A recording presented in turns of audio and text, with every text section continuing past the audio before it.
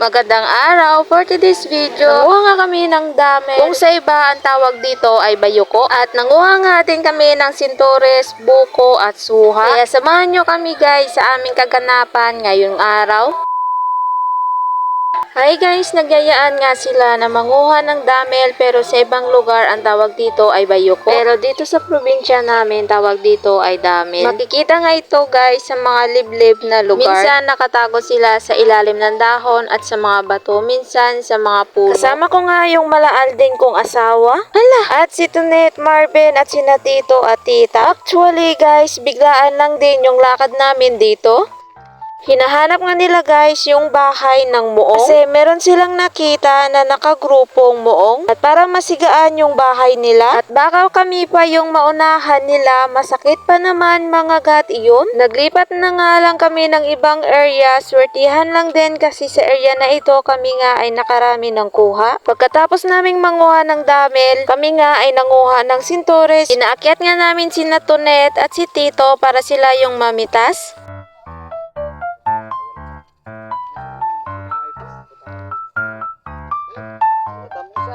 At hindi pa nga kami nakakontento guys ay nanguha na nga rin kami ng buko kasi nauhaw na din kami sa pagod at napakainit pa.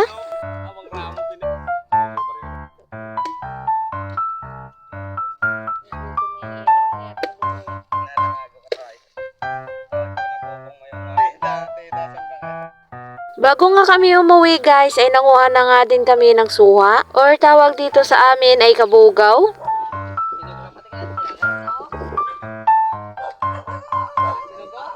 Pagkarating nga namin sa bahay guys, ay inilaga na nga namin itong damel. Maliit nga itong kawa natin kaya may second batch pang isasalang. Halu-haluin nga natin ito guys para pantay yung pagkaluto niya. Pagkaluto ay inilagay na nga ito sa planggana kasi may second batch pang isasalang. Habang nagpapakulo nga iyon, kami nga ni Mr. ay nagatanggal ng mga laman ng damel. Bali ganito lang guys yung proseso sa paglilinis nitong damel.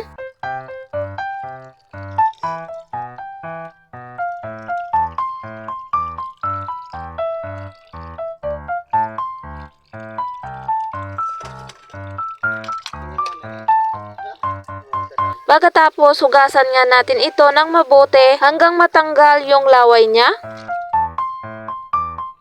Ang klaseng luto nga dito guys ay ginataan. Isa nga ito guys sa paborito ng mga manginginom sa amin at mahal nga din ang kilo nito. Feeling ko guys binibinta nga nila ito sa halagang 200 plus. Bali ito na nga guys lahat ng damel natin. Nagsalang na nga ako ng kawa at inilagay ko na nga guys yung damel at pagkatapos nilagyan ko na nga rin ito ng unang gata. May kanya-kanya din naman tayo guys sa proseso ng pagluluto nito. Yung ilalagay ko lang na pangpalasa dito guys ay tanglad, asin, bitchin at saka paminta.